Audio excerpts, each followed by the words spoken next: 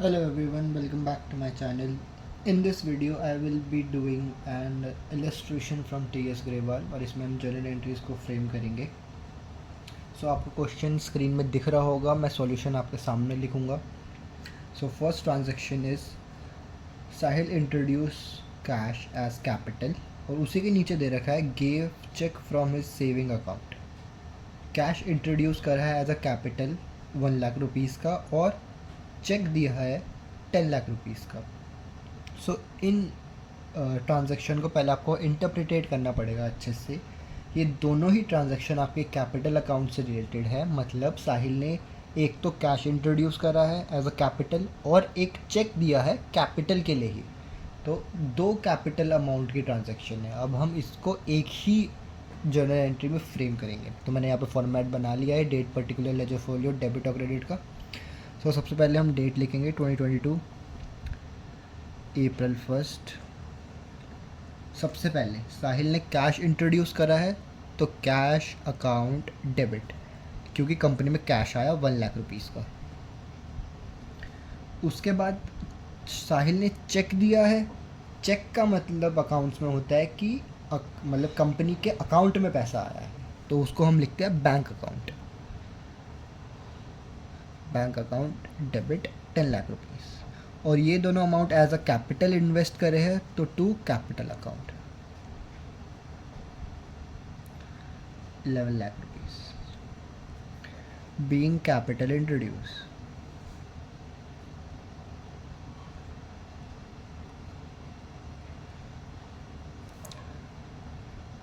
Second transaction is April 2 की है. Purchase goods of 1 lakh rupees against cheque less 10% rate discount. अब अगर आपको याद होगा तो मैंने एक वीडियो में इसी मतलब जर्नल एंट्री के एक पार्ट पे आपको ट्रेड डिस्काउंट का ट्रीटमेंट बताया था कि ट्रेड डिस्काउंट को ट्रेड कैसे करते हैं. सो ट्रेड डिस्काउंट हमारे जर्नल एंट्रीज में रिफ्लेक्ट नहीं होता, बट उसका जो इम्पैक्ट है वो हमारे अमाउंट वाले कॉलम में आता है. तो मैं यहाँ पे आपको वर्किंग नोट करके दिखाता हूँ. हमें ट्रांजैक्शन में बोला है कि 1 लाख रुपीज़ के गुड्स परचेज़ करे हैं. तो 1 लाख रुपीज़ से गुड्स परचेज़ करे हैं, उसमें 25% का ट्रेड डिस्काउंट उसमें 10% का ट्रेड डिस्काउंट हमें दे रखा है. तो इसमें से हम 10% कम कर देंगे. 10% यानी कि 10,000, तो हमारा 90,000 हो गया परचेज़ वैल्यू. और क्वेश्चन में ट्रांजैक्शन में साफ साफ लिखा है कि अगेंस्ट चेक है, यानी कि हमने बैंक से पेमेंट करी होगी. तो एंट्री क्या होगी? परचेज एक एक्सपेंस है, इसलिए परचेज अकाउंट डेबिट. हमने गुड्स परचेज करे हैं, purchase account debit to bank account, क्योंकि हमने बैंक से पेमेंट करी है इसलिए हमारा बैंक बैलेंस कम हो जाएगा. कितना? 1 लाख रुपीज़ नहीं, 90,000 rupees. Being goods purchased.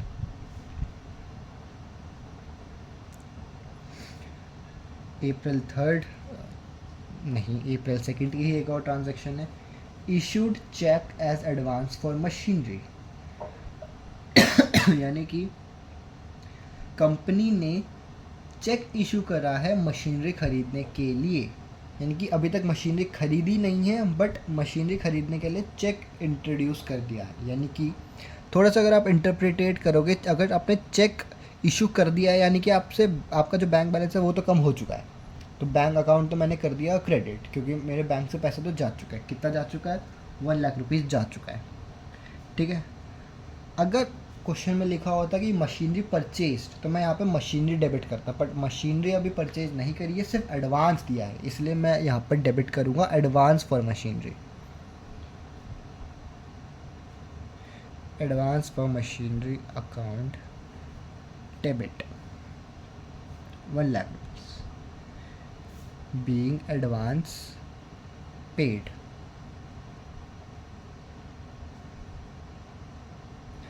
Next transaction है आपकी अप्रैल 3 की. ये ट्रांजैक्शन है purchased goods of 2 lakh rupees less 25% trade discount and paid immediately availing cash discount of 2%. ये भी सेम एडजस्टमेंट है जैसे अभी हमने करा था, इसमें बस ट्रेड डिस्काउंट के साथ साथ कैश डिस्काउंट भी है. तो इसका हम पहले अमाउंट निकालते हैं. 2 लाख रुपीज़ का हमारे पास परचेज प्राइस है, अब परचेज प्राइस का 25% ट्रेड डिस्काउंट है, यानी कि इसका 25% ट्रेड डिस्काउंट तो सीधा सीधा हटा दो, इसका 25% यानी कि 50,000।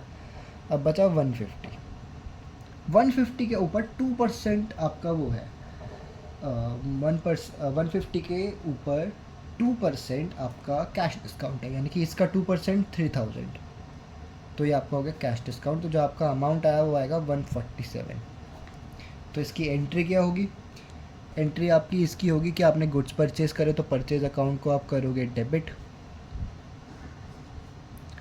ठीक है। आपने पेमेंट करी तो आप बैंक को करोगे क्रेडिट, क्योंकि आपका बैंक बैलेंस कम होगा। 2 डिस्काउंट रिसीव्ड, मैंने डिस्काउंट रिसीव क्यों क्रेडिट करा? क्योंकि डिस्काउंट रिसीव कंपनी के लिए तो एज अ इनकम है, इनकम नहीं मतलब गेन है, इसलिए मैंने इसको क्रेडिट करा। तो 150 का परचेज था, 147 की पेमेंट करी और 3000 का आपका डिस्काउंट मिला, बीइंग गुड्स परचेज्ड।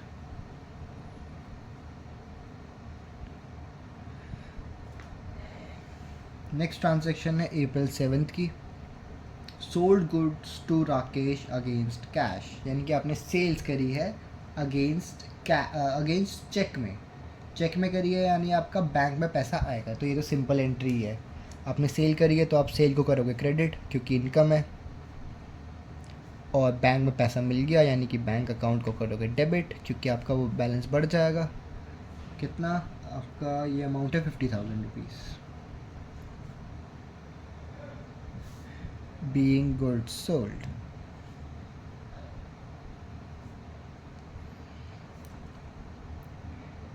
नेक्स्ट है आपकी अप्रैल 10 की। Sold goods to Raman 25,000 less 10% trade discount, ये भी सेम एडजस्टमेंट है। अब इस ट्रांजैक्शन में एक डिफरेंस है कि इस ट्रांजैक्शन में हमें सेल करने के बाद कैश नहीं मिला है, तो यानी कि हम यहाँ पे बैंक अकाउंट को डेबिट नहीं कर सकते, हमें यहाँ पे डेटर बनाना पड़ेगा, यानी कि हमें यहाँ पर रमेश को ही डेबिट करना पड़ेगा। तो रमेश अकाउंट डेबिट, यानी कि हमने रमेश को डेटर बना दिया टू सेल्स अकाउंट, ठीक है। अब इसका अमाउंट निकाल लेते हैं। 25,000 सेल प्राइस, इसका 10% लेस कर देंगे यानी 2500, तो कितना बच गया? 22,500। तो 22,500 की हमारी सेल हो गई, बीइंग गुड्स सोल्ड।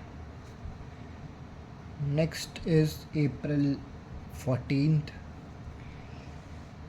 ये है आपका received cheque from Raman and allowed 10% cash discount, यानी कि रमन से हमको, ओके ये रमेश नहीं है, ये रमन है, यानी कि रमन से हमको चेक मिला और उस पर हमने 2% का कैश डिस्काउंट दे दिया। अब रमन से हमें पैसे कितने मिलने थे? 22,500। अब इसी का हमने 2% उसको डिस्काउंट दे दिया, कि मतलब 22,500 हमको रमन से मिलने थे और हमने बोला कि चल ठीक है तो 22,500 का 2% डिस्काउंट ले ले, बट बाकी का पेमेंट कर दे। अब बाकी का पेमेंट कर देंगे यानी कि हमारा जो कैश है वो बढ़ जाएगा। अभी हम अमाउंट निकालते हैं, पहले हम एंट्री लिख देते हैं, ठीक है। हमने डिस्काउंट दिया है इस बारी, तो ये कंपनी के लिए नुकसान है, एज अ एक्सपेंस है, इसलिए हम इसको डेबिट करेंगे क्योंकि डेबिट ऑल एक्सपेंसेस करते हैं हम। 2, अब हमने यहाँ पर रमन को डेबिट करा था क्योंकि हमने डेटर बनाया था, अब डेटर को हम ख़त्म कर रहे हैं क्योंकि वो पेमेंट कर रहा है, तो हम इसे क्रेडिट कर देंगे रमन अकाउंट। इसे हम बोलते हैं अकाउंट को कैंसिल करना, यानी कि डेबिट और क्रेडिट है, दोनों अलग अलग एक्सपेक्ट है, तो ये कैंसिल हो गया। तो यहाँ तो 22,500 आएगा, मतलब रमन को इतना देना था, उसने इतना दे दिया, ठीक है। हमें मिला कितना? इसका 2% तो डिस्काउंट हो गया, तो 22,500 का 2% होता है 450, तो ये तो डिस्काउंट, और बाकी का बचा हुआ हमें कैश मिल गया होगा, तो 22,050। तो ये आपका है ये एंट्री। ये थोड़ी सी अच्छी एंट्री, मैं दोबारा समझाता हूँ। हमने पिछले एंट्री में रमन को एज अ डेटर बुक करा था क्योंकि हमें पैसा नहीं मिला था। इस एंट्री में रमन हमें पैसा दे रहा है, इसलिए हमें रमन अकाउंट को तो कैंसिल कर दिया, पहले डेबिट करा था तो अब क्रेडिट कर दिया उतने ही अमाउंट से। अब उस हम उसको 2% का डिस्काउंट दे रहे हैं, यानी कि हमारे लिए वो एक्सपेंस है, इसलिए हमने उसे एक्सपेंस को डेबिट कर दिया 450 से। 450 कैसे, इसका 2% 450, और बचा हुआ हमारा जो बैलेंस है वो हमें कैश मिल गया, इसलिए हमने कैश अकाउंट को डेबिट कर दिया। तो हम नरेशन लिख देंगे being cash received. Next one is April 16th, check receive from Raman deposited in bank. ठीक है, अब क्वेश्चन हमें बोल रहा है कि ये जो कैश मिला है ना, ये हमें एज अ चेक मिला है और इस चेक को हम बैंक में डिपॉजिट कर रहे हैं। तो अगर हम इसको बैंक में डिपॉजिट कर रहे हैं, यानी कि हमारा जो बैंक बैलेंस है वो बढ़ जाएगा और जो जितना हमारे पास कैश है वो कम हो जाएगा। इसका सिंपल सा मतलब है कि पहले उसने हमें कैश दिया और कैश को हम बैंक में डिपॉजिट कर रहे हैं, तो कैश हमारे हाथ से कम हो जाएगा और बैंक बैलेंस बढ़ जाएगा, इसलिए कैश को क्रेडिट कर दिया और बैंक को बढ़ा दिया। कितना, 22,050 being cash deposited.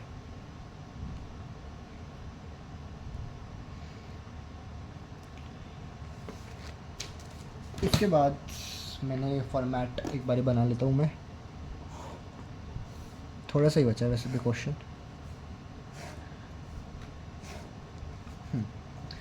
Next one is April 20 की,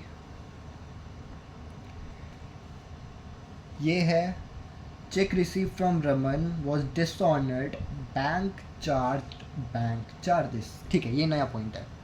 जो हमने इस एंट्री में हमने चेक को डिपॉजिट करा था, वो चेक हमारा बाउंस हो चुका है, यानी कि वो डिसऑनर हो गया है, वो डिपॉजिट नहीं हुआ है और बैंक ने हमसे उसके अगेंस्ट में बैंक चार्जेस मांगे हैं। मतलब देखो, सबसे सिंपल, जितना हमें पता है पहले हम उतना करते हैं। हमें पता है कि बैंक ने बैंक चार्जेस मांगे, यानी कि कंपनी के लिए तो वो एक्सपेंस हो गया, तो सबसे पहले कर दो हम बैंक चार्जेस को डेबिट, क्योंकि वो एक्सपेंस है, इसलिए डेबिट ऑल एक्सपेंसेस। इसको कर दिया हमने डेबिट। ठीक है, क्वेश्चन में हमें दे रखा है कि बैंक चार्जेस 200 रुपये है। चलो जी, ठीक है। अब जो हमारे पास चेक था वो डिसऑनर हो गया है, यानी कि आपके पास पहले कितना पैसा था, हमारे पास पैसा था 22,500 का। ठीक है, 22,500 की हमें पेमेंट मिलनी थी, जो हमें रमन से मिल गई थी। हम मिली इतनी थी, पर हम मान के चल रहे कि इतना मिलना था हमें, डिस्काउंट को अगर हम हटा दें तो हम क्या करेंगे, हमने यहाँ पे जो डिस्काउंट को अलाउ करा है, यानी कि हमने जो एक्सपेंस डाला है, हमने जो फ़ायदा दिया था रमन को, उसको हम वापस ले लेंगे और रमन को हम फिर से डेटर बना देंगे।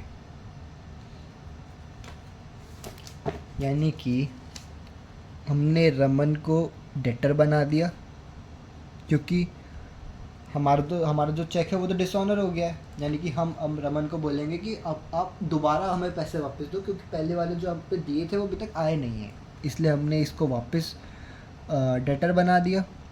हमने जो डिस्काउंट डाला था, मतलब डिस्काउंट जो दिया था, उसको हमने कर दिया रिवर्स, डिस्काउंट अलाउड 450। ठीक है, बैलेंस जो हमारे पास बचा वो हमारे बैंक अकाउंट से कट गया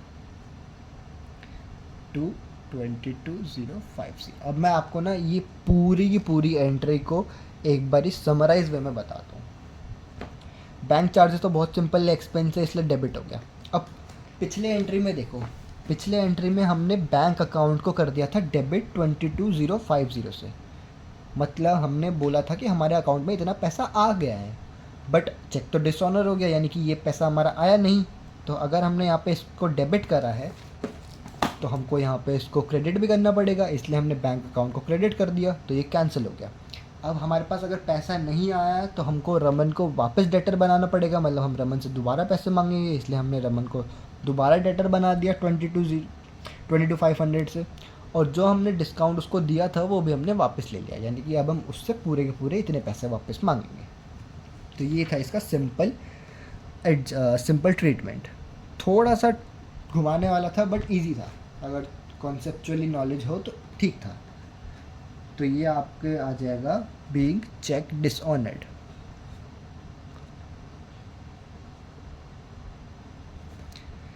next is April 25th, paid life insurance premium of Sahil by bank draft, paid bank charges of 100।